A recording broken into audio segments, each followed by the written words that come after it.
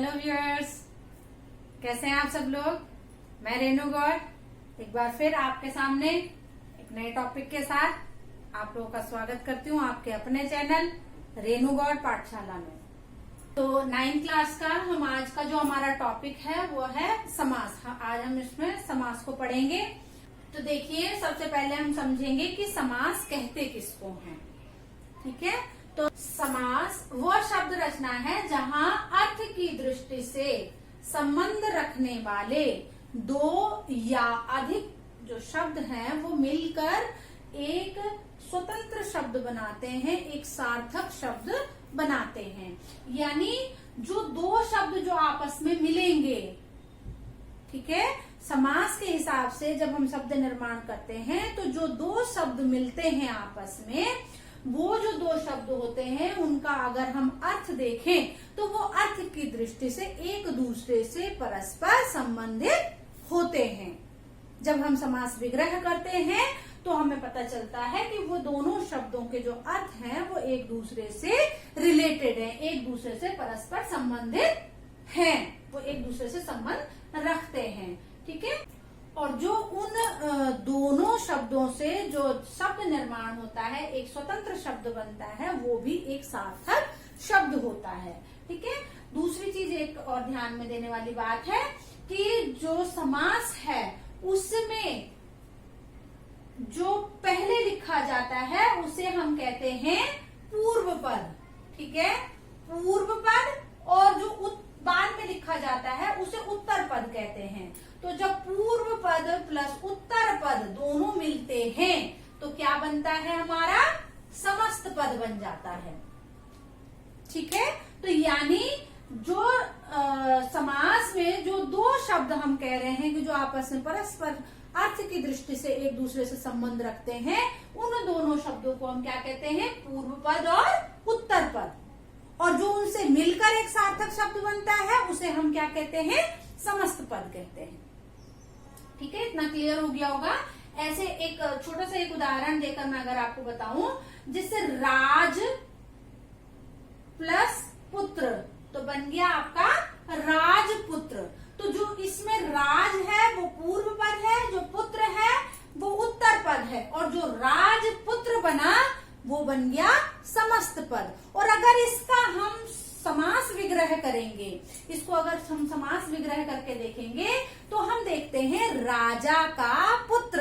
राजपुत्र का मतलब क्या होता है, राजा का पुत्र। तो अब अगर आप देखिए तो राजा और पुत्र दोनों एक दूसरे से संबंधित हैं। ऐसे ही अगर हम और उदाहरण देखते हैं, जैसे बैल प्लस गाड़ी। ठीक है, तो बैल जो है वो पूर्व पद हो गया, गाड़ी उत्तर पद हो गया, और जो समस्त पद बनेगा वो क्या बनेगा, बैलगाड़ी।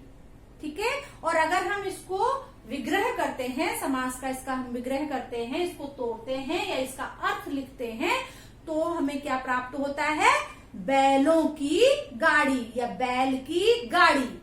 ठीक है, तो बैल और गाड़ी एक दूसरे से संबंध रखने वाले शब्द हैं। अगर उनको हम अर्थ उनका समझे तो वो एक दूसरे से संबंधित होते हैं। ठीक है, तो इतना आप लोगों को समझ में आ गया होगा कि समास हम कहते किसको हैं। ठीक है, अब अगर हम इसके भेदों पर जाए कि ये कितने प्रकार का होता है, उनके नाम क्या है, तो मैं आपको एक एक करके नाम के साथ साथ उनको एक्सप्लेन करती चली जाऊंगी। ठीक है, तो आज की कक्षा में हम क्या पढ़ेंगे, इसका पहला प्रकार पढ़ेंगे अव्ययी भाव समास। ठीक है, तो पहला जो प्रकार है इसका वो है अव्ययी भाव समास।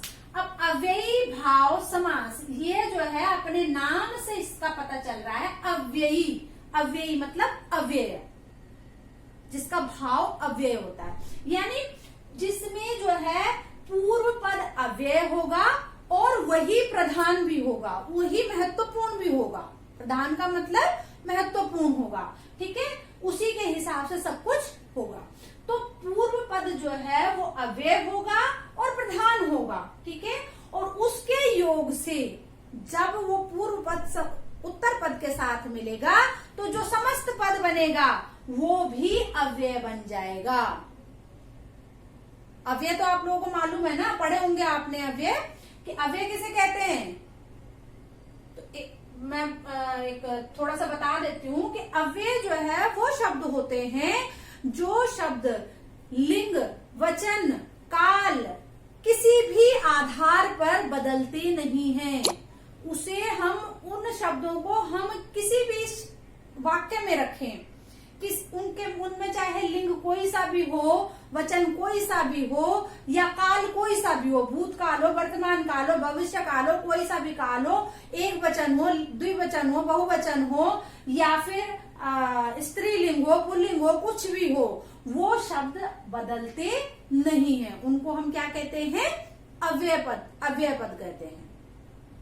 ठीक है, तो अब इसको समझने में आपको आसानी होगी कि पूर्व पद जो है अव्यय होगा, यानी ऐसा पद जो लिंग, वचन, काल के आधार पर बदलेगा नहीं, और वही प्रधान भी होता है, वही महत्वपूर्ण भी होता है इसमें अव्ययी भाव समास में।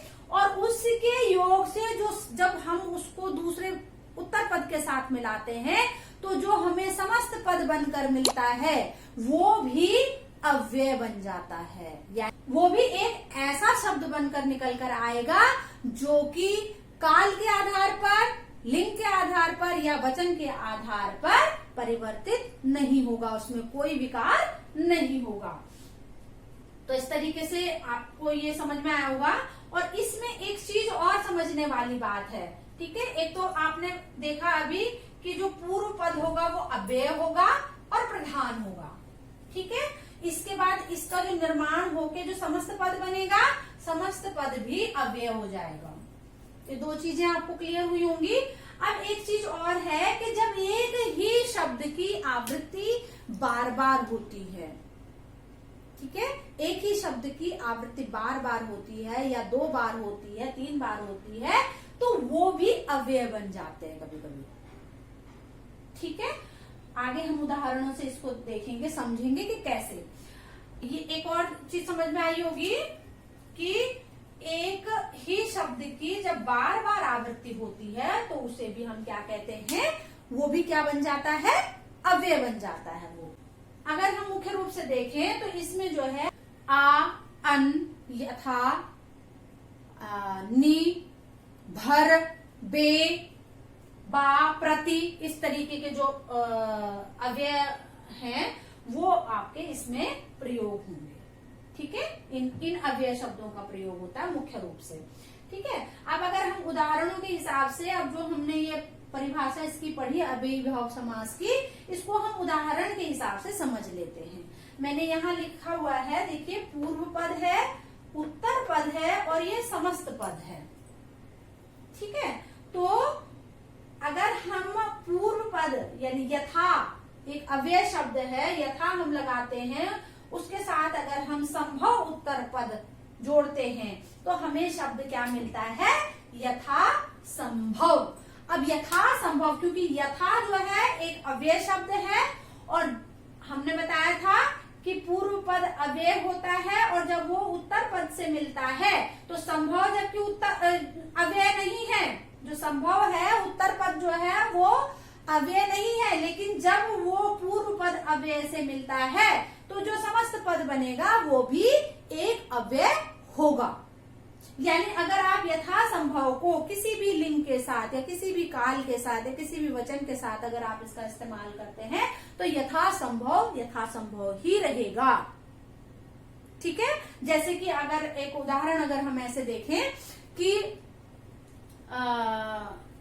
छात्र ने परीक्षा के लिए यथासंभव प्रयास किया, ठीक है, जितना हो सकता था उससे उसने यथासंभव प्रयास किया, जितना उससे संभव हो सकता था, ठीक है। अब यहाँ पर देखिए, छात्र ने यथासंभव प्रयास किया, तो छात्र क्या हो गया, पुल्लिंग हो गया, और यथासंभव प्रयास किया यानी भूतकाल हो गया। लेकिन अगर हम इसी यथासंभव शब्द को छात्रा के साथ जोड़कर देखते हैं, यानी हमने लिंग परिवर्तन किया कि छात्रा अपनी परीक्षा के लिए यथासंभव प्रयास कर रही है, ठीक है। तो अब देखिए, काल भी बदल गया, छात्रा लिंग भी बदल गया और यथासंभव प्रयास कर रही है, यानी वर्तमान काल में कर रही है। ठीक है, तो काल भी बदल गया, लेकिन यथासंभव जैसा शब्द उसमें प्रयुक्त हुआ था भूतकाल में और पुल्लिंग के साथ, वैसा ही इसमें भी इस्तेमाल हुआ, वो कहीं भी बदला नहीं। ठीक है, ऐसे ही हम प्रतिदिन को देखते हैं। तो प्रति एक अव्यय है, तो दिन के साथ, जबकि दिन अव्यय नहीं है, लेकिन प्रति जब दिन के साथ मिल जाता है और समस्त पद प्रतिदिन बनाता है, तो जो प्रतिदिन है, जो समस्त पद है, वो भी एक अव्यय बन जाता है। ठीक है, अब प्रतिदिन को आप किसी भी काल के साथ, किसी भी लिंग के साथ, किसी भी वचन के साथ आपको इसको इस्तेमाल कर ले, प्रतिदिन प्रतिदिन ही रहेगा। ठीक है, बच्चे प्रतिदिन खेलते हैं, बहुवचन है, प्रतिदिन खेलते हैं, रोज खेलते हैं। ठीक है, या अगर हम इसको एक वचन में देखें, तो हम अगर देखें कि बालक प्रतिदिन खेलता है, अब यहाँ लिंग के हिसाब से क्रियापद बदल गया, लेकिन प्रतिदिन जो है, जो शब्द है, अव्ययी भाव जो शब्द है, अव्यय जो शब्द है, वो जैसा का तैसा ही रहा, उसमें कोई परिवर्तन नहीं हुआ। तो इस तरीके से हम अव्यय शब्द को समझेंगे। दूसरी चीज मैंने आपको एक चीज बताई कि एक ही शब्द की बार बार आवृत्ति से, आवृत्ति का मतलब कि उसको बार बार आना, उस शब्द का एक से ज्यादा बार आना। ठीक है, तो उसको हम आवृत्ति कहते हैं। तो एक शब्द की जब बार बार आवृत्ति होती है, यानी एक ही शब्द जब बार बार आता है, तो वहां पर भी अव्यय बन जाता है।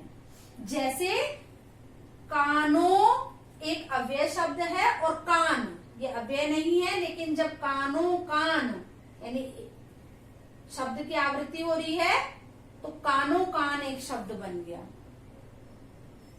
ठीक है, अब कानो कान जो है, ये भी अव्यय बन गया। इसको कहीं पर भी आप शब्द बनाकर देख लीजिए, इस्तेमाल करके देख लीजिए।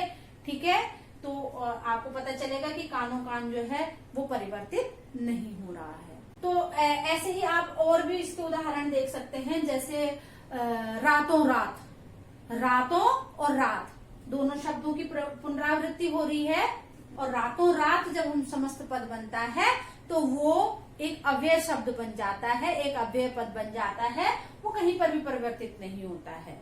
ठीक है, जैसे कि अगर लिंग के हिसाब से देखें, तो वह लड़का रातों रात प्रसिद्ध हो गया। ठीक है, और अगर हम इसको लड़की के हिसाब से देखें, स्त्रीलिंग के हिसाब से देखें, तो वह लड़की रातों रात प्रसिद्ध हो गई। लेकिन जो रातों रात, यहाँ क्रियापद बदल गया उसके हिसाब से, लिंग के हिसाब से, लेकिन जो रातों रात शब्द है वो जैसा था वो वैसा ही रहा। तो इस तरीके से आप बाकी के और भी आप इसमें शब्द बनाकर अपने आप से देख सकते हैं कि कैसे हम अव्ययी भाव समास को समझेंगे और कैसे हम उसका इस्तेमाल करेंगे। ठीक है, तो इस तरीके से जो है आप अपने आप से भी ऐसे शब्द बनाकर, उत्तर पद और पूर्व पद बनाकर, उससे समस्त पद बनाकर, उसका समास विग्रह करके, इस तरीके से आप घर में अपने आप से भी देखकर जो है आप कर सकते हैं, बना। उम्मीद करती हूँ कि आपको ये वीडियो जो है पसंद आया होगा और आपको इससे जरूर मदद मिलेगी आपकी पढ़ाई में। अगर आप चाहते हैं कि इस तरीके के वीडियोज आपको लगातार मिलते रहें और आप इनका फायदा उठाते रहें, तो प्लीज चैनल को ज्यादा से ज्यादा लाइक करें, शेयर करें, सब्सक्राइब करें। तो मिलते हैं समास को और आगे बढ़ाने के लिए अपने अगले वीडियो में। तब तक के लिए चैनल को लाइक करते रहें, शेयर करते रहें, सब्सक्राइब करते रहें। धन्यवाद, नमस्कार।